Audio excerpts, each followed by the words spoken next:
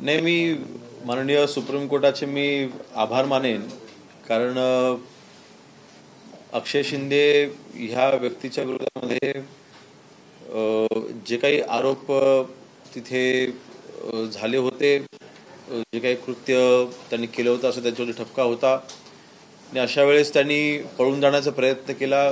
त्यांनी पोलिसांना तिथे त्यांच्यावरती ज्यांनी हमला केला होता की त्याच्यावर त्यांनी अटॅक करायचा प्रयत्न केला होता आणि स्वतःला वाचवण्याकरता त्यांनी तिथे त्या पोलिसांनी त्यावेळेला ती भूमिका घेतली होती. आणि अशा वेळेस आपल्या पोलिसांवरती अर्थातच अन्याय होऊ नये हा नेहमीच प्रयत्न राहिलेला आहे आणि अशा वेळेस पोलिसांनी ही जी धडक कारवाई त्यावेळेस केली होती, तर अशा वेळेला पोलिसांचं मनोबल कधी कधी खच्चीकरण होतं. परंतु माननीय सुप्रीम कोर्टाचे मी पुन्हा एकदा आभार मानतो की त्यांनी ह्या सगळ्या बाबतीमध्ये सगळ्या बाजू तपासून त्यांनी योग्य निर्णय दिलेला आहे. सर, सध्या भारत पाकिस्तान तणावाची परिस्थिती बघायला मिळत आहे. त्यानंतर पंतप्रधान नरेंद्र मोदी यांनी सगळ्यांना आदेश दिलेले आहेत, राज्यांना आदेश दिलेले आहेत की इलिगली पाकिस्तानी नागरिक कुठे राहत असतील तर त्यांना ताबडतोब निघून जाण्यासंदर्भात 27 तारीख दिली होती. तर साधारणपणे महाराष्ट्रात ही कारवाई कशा पद्धतीनं सुरू आहे? कारण हे सगळी घटना व्हायच्या आधीपासूनच बांगलादेशींसंदर्भात महाराष्ट्रानं पावलं उचलायला सुरुवात केली होती.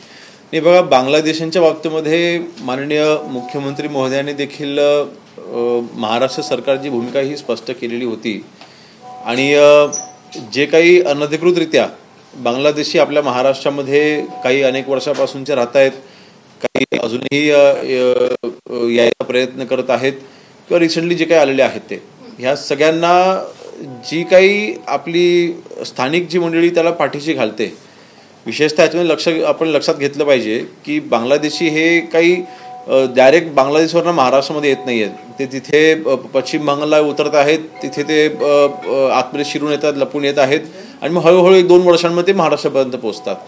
ह्या दरम्यान त्यांचे जे काही डॉक्युमेंट्स वगैरे जे बनत आहेत, अशा एजंट्सवरती देखील आपण कारवाई केलेल्या आहेत.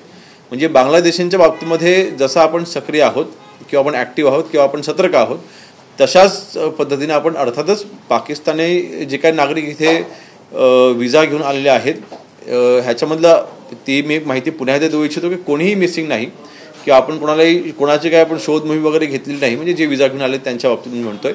आणि म्हणून बांगलादेशींची परिस्थिती ही वेगळी आहे आणि पाकिस्तानीच्या बाबतीमध्ये परिस्थिती वेगळी आहे. त्यामुळे दोन्ही गोष्टी आपण क्लब करू नये, परंतु जशी आपण कडक कारवाई बांगलादेशांच्या बाबतीमध्ये केलेली होती, ते इलिगली आले होते म्हणून आपण ती केली, आजही ती कारवाई जारी आहे, चालू आहे. पाकिस्तानच्या बाबतीमध्ये केंद्र सरकारने जे काही निर्देश दिलेले आहेत आपण त्याच्यावरती कारवाई करतोय. पाकिस्तानी नागरिक जे अनेक वर्षांपासून या ठिकाणी इथे राहतात किंवा जे हिंदू म्हणून पाकिस्तानीचे नागरिक आहेत ते या ठिकाणी राहत आहेत, तर त्यांच्या संदर्भात काही वेगळा न्याय अपेक्षित आहे का? कारण हिंदू असलेले अनेक पाकिस्तानी जे आहेत ते मुंबई महाराष्ट्रामध्ये देखील राहतात. नाही बघा, हा विषय काय पूर्ण देशाचा आहे, फक्त महाराष्ट्रापुरता हा विषय नाही आहे. जे काही पाकिस्तानांच्या बाबतीमध्ये माननीय पंतप्रधान महोदयांनी माननीय अमित शाह साहेबांनी जो निर्णय घेतलेला आहे, म्हणजे आपल्या सरकार म्हणून जो निर्णय घेतलेला आहे की शॉर्ट टर्म विजावरती जे पाकिस्तानी आलेले आहेत त्यांना भारत सोडून जायचंच आहे, त्याला कुठले एक्झम्पशन दिलेलं नाही. जे लॉंग टर्मवरती आहे त्यांना एक्झम्पशन दिलेलं आहे. ज्यांनी इंडियन सिटीझन करता अप्लाय केलेला आहे, पाकिस्तानी पासपोर्ट हा सरेंडर केलेला आहे, अशाच्यांना देखील तिथे एक्झम्पशन आहे. त्यामुळे मला वाटतं आदेश स्पष्ट आहेत, त्या स्पष्ट आदेशांचं पालन आम्ही करतोय.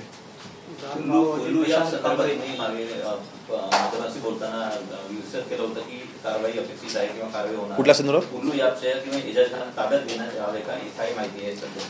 नाही, मला वाटतं मी परवाच त्याबद्दल माहिती दिली होती की सदर व्यक्तींवरती आपण गुन्हा देखील दाखल केलेला आहे आणि महिला आयोगाच्या मार्फत देखील त्याच्यावरती योग्य ती कारवाई केली जाते. संजय वारंवार म्हणतायत की केवळ युट्यूब अकाउंट बंद करणं आणि इथल्याच लोकांची युट्यूब अकाउंट बंद करणं म्हणजे काय हल्ला नाहीये आणि जे जल रोखण्यात आलेला आहे तो सुद्धा काही हल्ला नाहीये.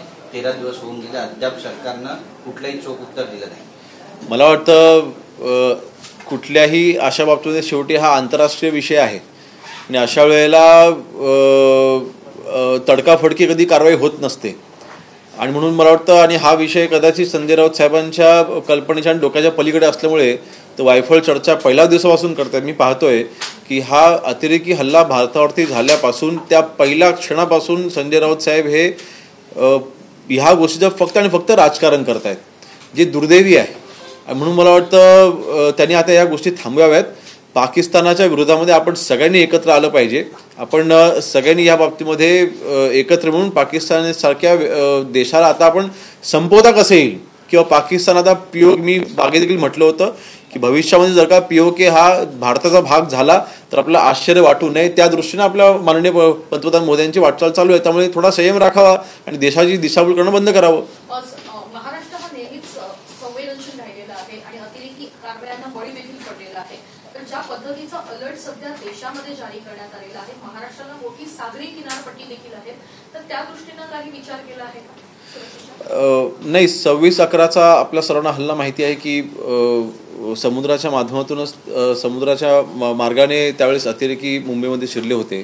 त्यावेळेस आपली सागरी सुरक्षा यंत्रणा जी आहे किंवा जी काही तिथे आपल्याला यंत्रणा उभी करायसाठी जे काही निधी आजपर्यंतची आवश्यकता होती तो सगळा आपण दिलेला आहे. अनेक ठिकाणी आता आपण गृहविभागाचे तिथे पेट्रोलिंग असते. 12 नॉटिकल च्या बाहेर जी काही आंतरराष्ट्रीय जी काही बॉर्डर आहे किंवा जी काही राष्ट्रीय बॉर्डर आहे तिथे देखील देशाच्या माध्यमातून तिथे चांगल्या पद्धतीने गस्त ही घातली जात असते. मग पहिल्यापेक्षा अनेक चांगल्या सुधारणा हे आपण केलेल्या आहेत. आणि मला वाटतं ह्या सगळ्या महाराष्ट्राला लाभलेला 720 किलोमीटरचा समुद्र किनारा, या 720 किलोमीटर समुद्र किनाऱ्यावरती ज्या यंत्रणांची आवश्यकता आहे ती आपण पुरवलेली आहे.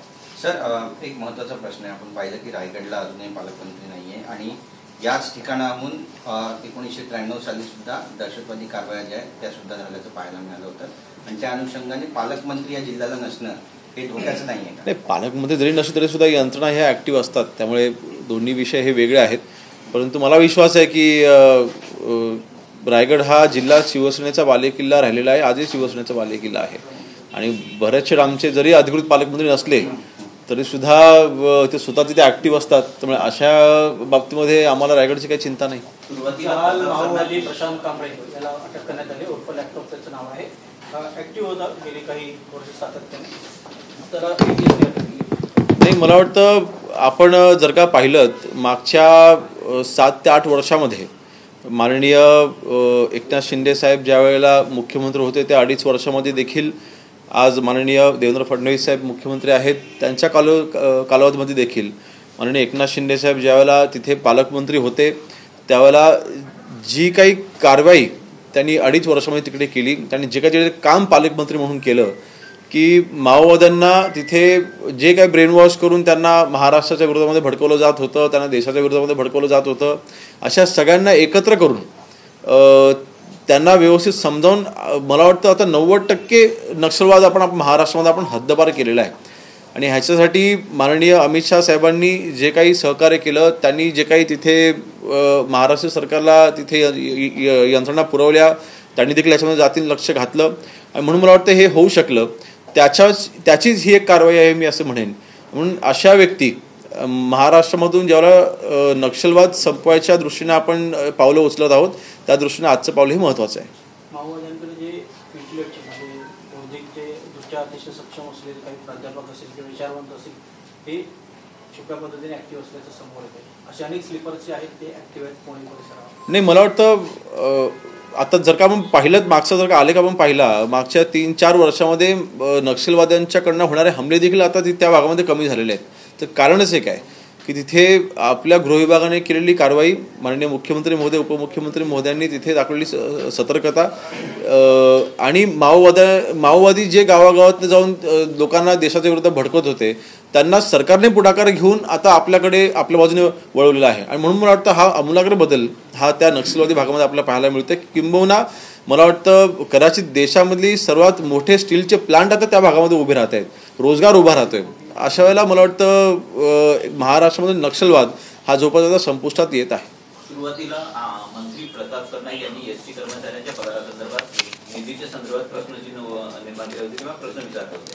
आता मंत्री संजय शिरसाट तुमच्याच पक्षाचे आहेत, त्यांनी पण निधी अन्यत्र वळविल्याच्या कारणास्तव एकत्रितच वित्त विभागावर टीका केलेली आहे. मला वाटतं तिन्ही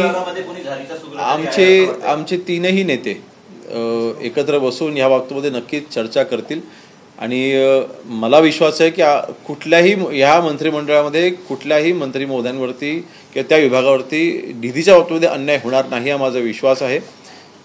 जी काही निधी हा वळवला गेलेला आहे किंवा तो आता त्याची डिटेल माहिती माझ्याकडे नाही कारण तो विभाग माझ्याकडे नाही. परंतु मला विश्वास आहे आमचे तीनही नेते म्हणजे देवेंद्र फडणवीस साहेब, शिंदे साहेब आणि अजितदादा तिघही नेते एकत्र बसून या बाबतीमध्ये योग्य ते तोडगा काढतील. पण अशा निर्णयांमुळे कुठेतरी महायुतीत मिठाचा खडा किंवा तणावाचं वातावरण होतंय, त्याकडे कसं? मला वाटतं ह्या शेवटी फंड मॅनेजमेंटचा हा विषय आहे. आर्थिक घडी बसवण्याकरता माननीय अजितदादांनी ते निर्णय का घेतले मला माहिती नाही, परंतु ह्या बाबतीमध्ये आमचे सर्व तिन्ही नेते एकत्र बसून योग्य तो याचा निर्णय घेतील ना. आणि कुठल्याही विभागाला निधी कमी पडू नये अशी अर्थातच मागणी आमची असणारच आहे. आणि समाजकल्याण विभाग हा समाजामधले असे घटक आहेत जे विकासात्मकदृष्ट्या मागासलेले आहेत, अशाच्यांना न्याय मिळवून देण्याकरता हा विभाग आहे. म्हणून अशा विभागामधनं निधी अर्थातच कमी नको करायला, परंतु मला वाटतं 1 वर्षाच्या कालावधीमध्ये हा निधी असतो आणि त्यावेळेस हा निधी कमी पडू नये अशी आमची देखील नक्कीच इच्छा आहे. योगी जी हिंदी में जाना चाहेंगे. योगी जी हिंदी में, ये इंडिया पाकिस्तान का इतना हाई टेंशन चल रहा है, अपने जो वेस्टर्न पार्ट है समंदर का वो अपना एरिया बहुत ज्यादा है वेस्टर्न पार्ट का, उसको लेकर नेवी और कोस्ट गार्ड तो है, लेकिन 12 नॉटिकल माइल्स अपने क्षेत्र में आता है. तो कोस्टल सिक्योरिटी और जो है उसके लिए क्या प्रिपरेशन है, क्या वो लोग अलर्ट पे हैं? 720 किलोमीटर का महाराष्ट्र की जो समुद्री बॉर्डर है, यहाँ पर गृह विभाग के माध्यम से ड्रोन के माध्यम से वहाँ पे सर्वेलेंस रखना, वहाँ पे जो जेटीज है, वहाँ पे जो मतलब जो भी इम्पोर्टेंट वहाँ पे जो क्या बोलते हैं फैसिलिटीज़ खड़ी करना जो ज़रूरी है, तो पिछले मेरे ख्याल से 7-8 सालों से काफ़ी अच्छी फैसिलिटी हमने वहाँ पे खड़ी की है. देवेंद्र फडणवीस जी जब भी मुख्यमंत्री 2014 से 19 तक थे, तभी उन्होंने भी काफ़ी अच्छे वहाँ पे इंफ्रास्ट्रक्चर खड़ा करने के लिए निधि उपलब्ध करके दिया था. माननीय एकनाथ शिंदे साहब जब भी मुख्यमंत्री थे तभी उन्होंने भी काफ़ी अच्छे वहाँ पे फैसिलिटीज़ खड़ी की थी. जो भी इक्विपमेंट्स की ज़रूरत है, बेसिकली जो भी हाई स्पीड बोट्स की ज़रूरत थी, वहाँ पे कोस्टल गार्ड के साथ में जो भी कोऑर्डिनेशन की ज़रूरत थी, सेंटर के साथ में जो कोऑर्डिनेशन की ज़रूरत थी, वो सब चीज़ें की जा रही है. तो इसलिए मुझे लगता है कि 720 किलोमीटर का अपना जो समुद्र किनारा है वो बिल्कुल सेफ है. Is there any alert issued from your side after this Pahalgam attack? No, see, so when the attack happened, obviously all the departments have gone active, but through the intelligence we are always active. It is not like only when such situations happens and we try and curb the situation. But overall, as a police department, we are working under Honorable CM Devendra Fadnavis ji, and Home Department is our intelligence, our department ATS हो या फिर IB हो, we all are very alert. Sir, Maharashtra से अब तक कितने पाकिस्तानी नागरिकों को वापस भेजा जा चुका है? उनको 27 तारीख की डेडलाइन दी गई थी. नहीं, ये आंकड़े CMO से आपको डिक्लेयर किए जाएंगे. इस बारे में मैं कुछ नहीं बताना चाहूँगा, लेकिन देखिए एक बात समझिए, केंद्र सरकार ने जो भी निर्देश दिए हैं उस बारे में कहीं पर भी कॉम्प्रोमाइज़ होगा ही नहीं. जो भी शॉर्ट टर्म वीजास पे आए तो उन सबको भारत छोड़ना पड़ेगा. सर, संजय राउत ने कहा है फिर एक बार सरकार पर हमला किया कि 2 हफ्ते हो गए लेकिन सरकार की तरफ से कोई ठोस कदम नहीं उठाया गया है. देखिए, संजय राउत जी को इंटरनेशनल पॉलिसीज क्या होती है, वॉर क्या होता है, ये शायद उनको पता नहीं है. और वॉर लड़ने के अलग अलग तरीके होते हैं, और उसमें स्ट्रेट वॉर करना मतलब आर्मी लेके पाकिस्तान में घुस जाना, ऐसे कभी वॉर नहीं लड़ी जाती. मेरे ख्याल से स्ट्रेटेजीज तैयार होती है, उसमें जो भी POK है, ये POK भारत में आना चाहिए. इसलिए जो भी कदम उठाने ज़रूरी है वो कदम उठा रही है हमारी सरकार.